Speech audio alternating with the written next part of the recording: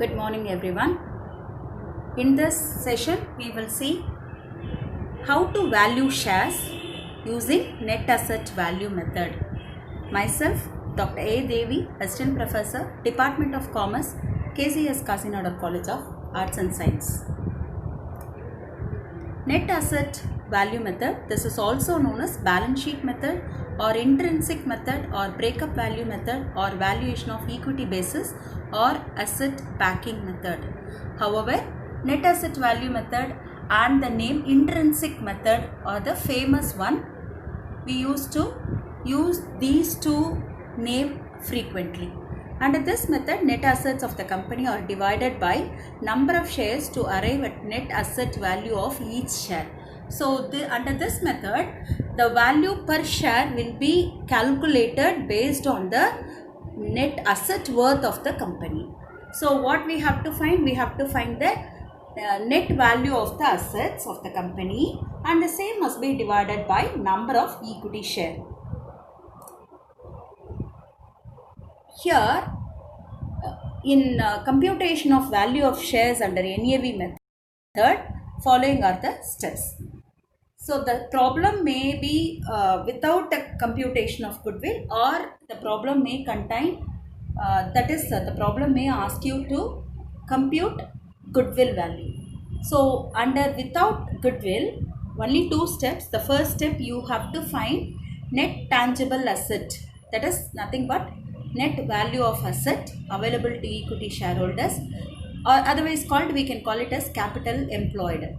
So, step 1, you have to compute capital employed, otherwise called net tangible asset, otherwise called net value of the assets of the company available to equity shareholder. The second step, value per share is to be computed. So, how to compute value per share? The net value, the net asset value of the company divided by number of equity shares. If suppose a problem will have a goodwill, like you have to find the market value of the goodwill. So, in that case, step 1, you have to find value of goodwill using simple average method or super profit method or capitalization method. And then the step 2 are the same as what is there in step 1 without goodwill. That is computation of net value of assets available to equity shareholder, otherwise called capital employed. And step 3 will become value per share. Step 1, computation of net value of asset. So, how to find? Take total asset like fixed assets, current assets, everything, but the asset is to be taken on the market value. If suppose the problem contains both book value and market value, in that case we have to take only the market value, then the book value is to be ignored. So, take total assets from which external liabilities is to be deducted. What are all the external liabilities? Loan, debentures. So, under liability side, loan will be there, debenture. If we deduct debenture, if there is any due for the debenture holder, that too has to be added and the same must be deducted from total asset. Then current asset, including debt which is not shown in the book. If suppose the liability which is not shown in the book, that is if it is given in the adjustment, if it is not there in the balance sheet, that liability should also be deducted. Then less payment to shareholders, preference shareholders. So, because we are going to find the value of asset which is available for equity shareholders, and hence any payment given to the preference shareholders, that should also be deducted. So, mainly what is the amount to be paid for the preference shareholders? The capital. The preference share capital is must, that is to be returned back to them. Then payment to preference shareholders, that is capital plus dividend, if it is any due, that is to be deducted. So, after deducting this, you will get net value of asset available to equity shareholders. Points to remember while computing net value of asset: assets are to be taken at their market value, not at the book value. Then fixatious assets like preliminary expenses, if it is anything there on the asset side, that is to not be taken for computation, that is to be excluded. Then all liabilities, whether it is there in the book or not, is to be deducted. Then non-trading assets are also be included in the asset. Amount payable to preference shareholder is also be deducted. Step 2, that is computation of value per share. So under net value method, value per share is equal to net value of asset available to equity shareholder divided by number of equity share. So the number of equity share can be taken from the balance sheet. So based on this, we will see how the problem is to be solved. Question number 1. From the following balance sheet, you are required to value the equity share. So balance sheet is given, liability is there, asset is there. The market value of 50% of asset is considered as 10% more than book value, and that remaining 50% at 5% less than the book value. There was a liability rupees 5,000 which remained unrecorded. Assume preference share have no priority as to repayment of capital or dividend. So in this question we have to find value of equity share using net asset method. So what is the step 1? Step 1 is we have to find the net value of asset of the firm. Net value of the asset, that is the total assets to be taken. So the balance sheet, the total asset is given in the book value. Whereas to find the market value, it has given that 50% of this book value, that is 6 lakh. So 50% will become 3 lakh. That 3 lakh is being only percentage, which means the market value of the share will be 10% more than the book value. And that remaining 50%, that is the next 3 lakh will be 5% less than the book value. So the total asset is to be computed like this, like 6 lakh into 50% into 110, because this is 10% more than this book value. It becomes 3,30,000. The remaining 3 lakh, that is 6 lakh into 50% is actually 95% is the market value. So 95% is to be taken. It becomes 2,85,000. Total asset value 6,15,000, from which external liability is to be deducted. So in the given problem, current liability is 1 lakh, then unrecorded liability is given in the paragraph, that is of 5,000. 1,05,000 is to be deducted. It will become 5,10,000 less payment to preference shareholders.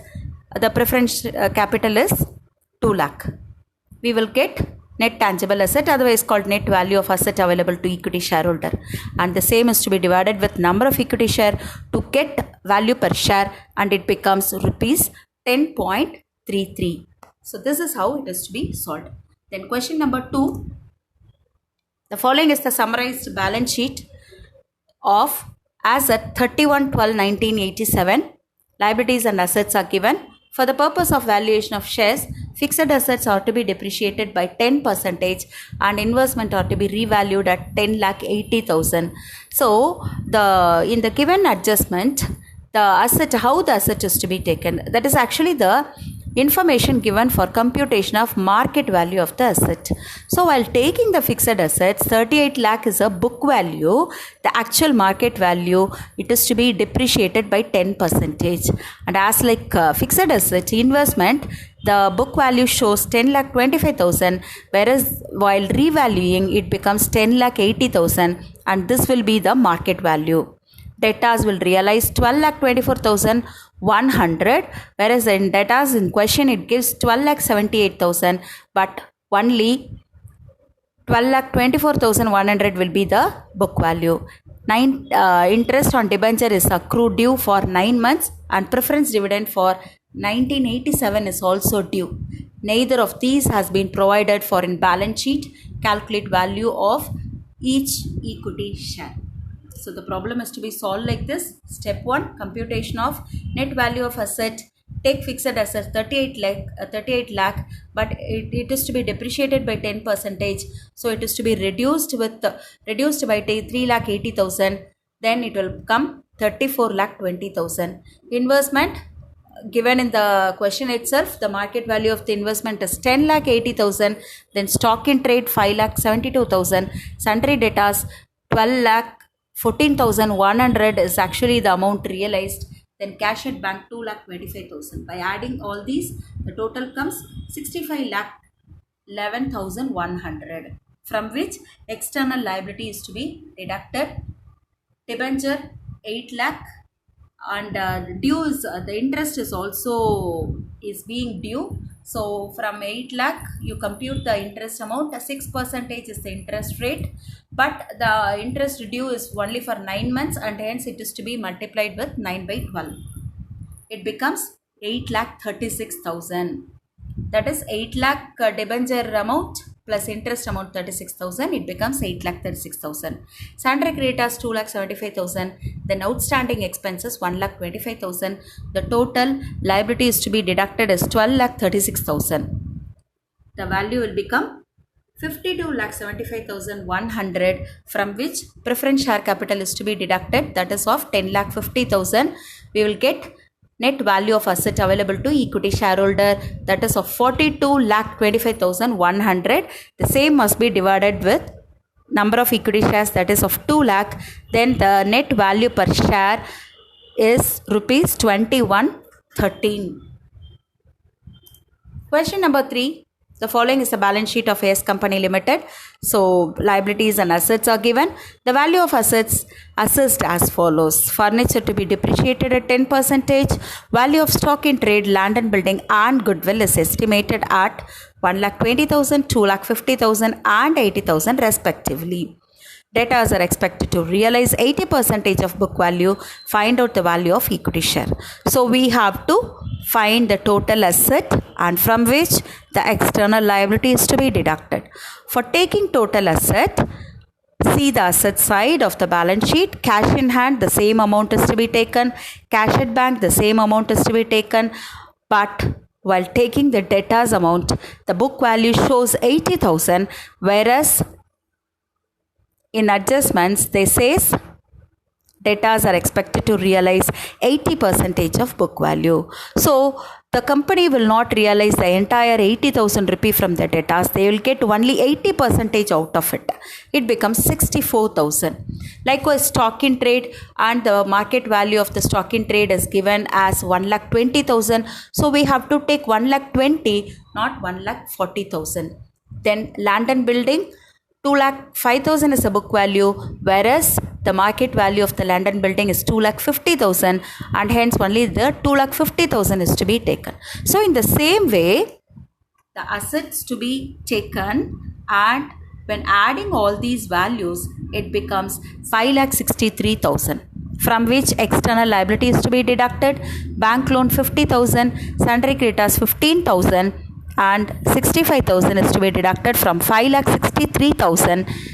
It becomes 4,98,000, and from which the payment to be given for preference shareholders, that is of 1,50,000, is to be deducted to find net value of asset available to equity shareholders. It becomes 3,48,000. Step 2. This 3,48,000 is to be divided with number of equity shares, that is 3,000, and hence it becomes rupees 116. 116 is the equity share value. Question number 4. So again, balance sheet is given. For the purpose of valuation of shares, goodwill shall be taken at 2 years purchase of average profit of last 5 years. The profit for the last 5 years are 60,000, 70,000, 40,000, 50,000 and rupees 50,000. So this is a problem in which the market value of the goodwill is to be computed. So for calculating the goodwill, they said average profit, 2 years purchase of average profit is to be considered, and hence first we have to find the goodwill value. See the solution. Average profit, so see the right side of the slide, average profit.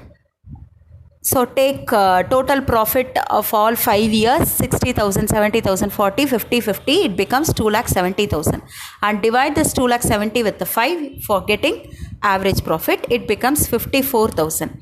So the formula for goodwill is average profit into number of year of purchase. They said 2 years is the number of year of purchase. Multiplying this 54,000 with 2, the goodwill will become 1,08,000. Then the next step, computation of net value of asset.